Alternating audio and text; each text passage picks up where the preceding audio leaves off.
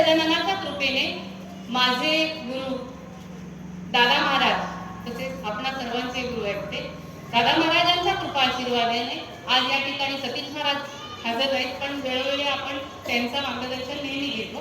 त्यांच्या कृपेने आणि आपल्या सर्वांच्या चरणी या ठिकाणी महाराज उपस्थित आहेत. मला नाव माहिती नाही. पद्माकर महाराज उपस्थित आहेत, आमचे अनंत महाराज उपस्थित आहेत आणि माझा पूर्ण साधक वर्ग या ठिकाणी उपस्थित आहे. या सगळ्यांच्या चरणी नतमस्तक होऊन आणि आपले हरिभक्त पारायण स्वर्गवासी विद्या महाराज यांच्या चरणी नतमस्तक होऊन, तसेच आज विद्या महाराजांच्याच नंतर आमचे सासरे बाळकृष्ण मारुती भगर आपले ज्येष्ठ साधक आहेत ते, त्यांना पण स्वर्गवास झालेला आहे. आणि या सगळ्यांच्या या निवृत्तीदास मंडळातील सर्व साधक जे ज्यांना स्वर्गवास झालेला आहे त्यांच्या पण चरणी नतमस्तक होते आणि आपण सगळ्या हजर आहात. त्या सगळ्यांच्या चरणी नतमस्तक होऊन आजच्या प्रवचन मूर्ती सेवेला प्रारंभ करतो. प्रिय संत सज्जनो, ज्या कारणास्तव आज प्रवचनाची सेवा प्राप्त झाली, ज्या कारणास्तव प्रवचनाची सेवा प्राप्त झालेली आहे ते कारण म्हणजे निवृत्तीदास साधक मंडळाचा हरिनाम सप्ताह. आणि हा आपला हरिनाम सप्ताह 2 दिवसाचा सप्ताह आहे आणि त्या 2 दिवसाच्या सप्ताहामध्ये आजचं पहिलं पुष्प आणि त्या पहिल्या पुष्पात मला माऊलींची सेवा करण्याची संधी माझे गुरु आणि माझा संपूर्ण निवृत्तीदास साधक मंडळ यांनी मला प्राप्त करून दिली आणि याकरिता पुन्हा एकदा मी आपल्या चरणी नतमस्तक होतो. प्रस्तुत सेवेसाठी निवडलेली ओवी, प्रवचन मूर्ती सेवेला प्रारंभ करते. प्रस्तुत सेवेसाठी निवडलेली ओवी ही माऊली वैष्णव ज्ञानोबा यांच्या ज्ञानेश्वरी ग्रंथातील 5व्या अध्यायातील 87 क्रमांकाची ओवी. बुद्धी निश्चय आत्मज्ञान ब्रह्मरूप भावी आपण आपण ब्रह्मनिष्ठा राखे पूर्ण तत्परायण अहर्निश. या ठिकाणी माऊलींनी हा ओवीचा अर्थ असा सांगितलेला आहे की आत्मसाक्षात्काराचा निर्णय बुद्धीच्या निश्चयाने झाला. आत्मसाक्षात्काराचा निर्णय बुद्धीच्या निश्चयाने झाला की साधक स्वतःला ब्रह्मरूप मानतो. साधक स्वतःला काय करतो? ब्रह्मरूप मानतो आणि आत्मरूपता प्राप्त करण्यासाठी तो अहंग्रह ध्यानाची सातत्यता राखतो. असा ह्या ओवीचा अर्थ माऊलींनी या ठिकाणी सांगितलेला आहे. प्रिय संत सज्जनो, बघा, मुळातच आपल्या म्हणजे मुळातच मनुष्याच्या मूलभूत गरजा पूर्ण झाल्या, मनुष्याच्या मूलभूत गरजा पूर्ण झाल्या की त्याचा काय होतं तर हव्यास वाढतो. आता आपण एक सामान्य माणूस आहोत, उद्या शिकलो, नोकरीला लागलो, पैसा आला, लग्न झालं, बायको आली, पोरं आली, गाडी मिळाली, पैसा जवळ आला किंवा आपला हव्यास वाढतो.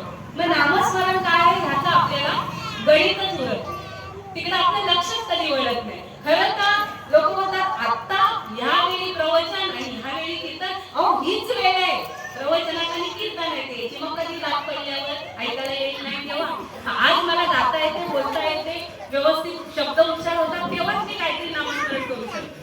म्हणून मला माझ्या निवृत्तीदास साधक मंडळाला सांगितलंय की तुमच्या चरणी मला ठेवा, मला माझ्या गुरूंच्या चरणी राहायचंय. कोणी सांगितलेलं आहे की आत्मसाक्षात्काराचा निर्णय बुद्धीच्या निश्चयाने झाला की मनुष्य म्हणजे साधक स्वतःला ब्रह्मस्वरूप मानतो आणि आत्मस्वरूपता प्राप्त करण्यासाठी अहंग्रह ध्यानाची सातत्यता तो राखतो. मग यासाठी काय होतं, मनुष्य त्याच्या मूलभूत गरजा एकदा पूर्ण झाल्या की त्याचा हव्यास वाढतो, गोष्टींचा हव्यास वाढतो आणि मग काय होतं तर काम, क्रोध, लोभ, मोह, मद आणि मत्सर हे षडरिपू आहे.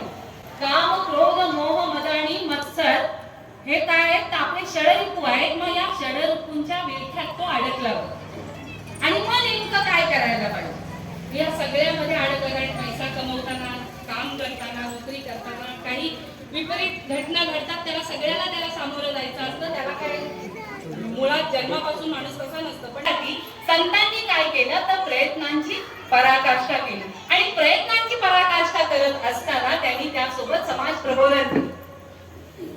आज जर संतांनी समाज प्रबोधन केलं नसता, या ठिकाणी नामदेव महाराजांना असं सांगायचं आहे की जेणेकरून अंतरी मूर्ती ठसावी श्रीहरीची, जेणेकरून मूर्ती अंतरी ठसावी श्रीहरीची, ऐसी कीर्तन मर्यादा संतांच्या घरची. म्हणजे जर फक्त नामस्मरणात राहा, भगवंताच्या नामस्मरणात राहा, कीर्तनात राहा, प्रबोधनात राहा, प्रवचनात राहा, कुठल्याही व्रत वैकल्याची किंवा कर्मकांडाची काही गरज पडणार नाही. मग 6 महिन्यासाठी खाली पडणार. इतर सगळ्या पशु पक्ष्यांना, प्राण्यांना, माणसांना वाटत होता की धर्मराजाचं दर्शन व्हावं, नुसती त्याची झळक आपल्याला लागली तरी आपल्याला मोक्ष प्राप्ती होईल. मग मोक्ष प्राप्ती एक लक्षात घ्या की मोक्ष हा मेल्यानंतर मिळत नाही. मोक्ष प्राप्ती ही आत्ताच करायची असते, ज्या वेळेस आपण नामस्मरणात आहोत तेव्हा. मग मोक्ष प्राप्ती आपण कशी करायची?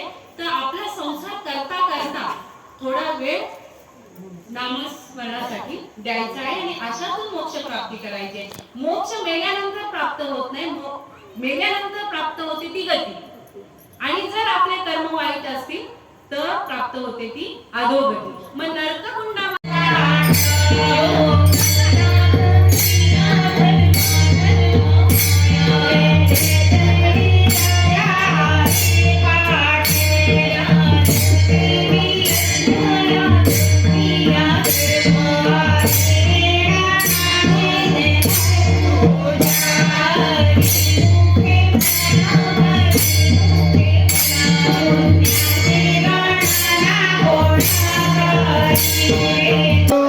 मी अविवेकाची कांगरी हे विवेक दीपम उरळी तै योगी पाये दिवाळी निरांतर ते बुद्धी करिता साकडे म्हणून बोली उपाय सापडे परीस निवृत्ती कृती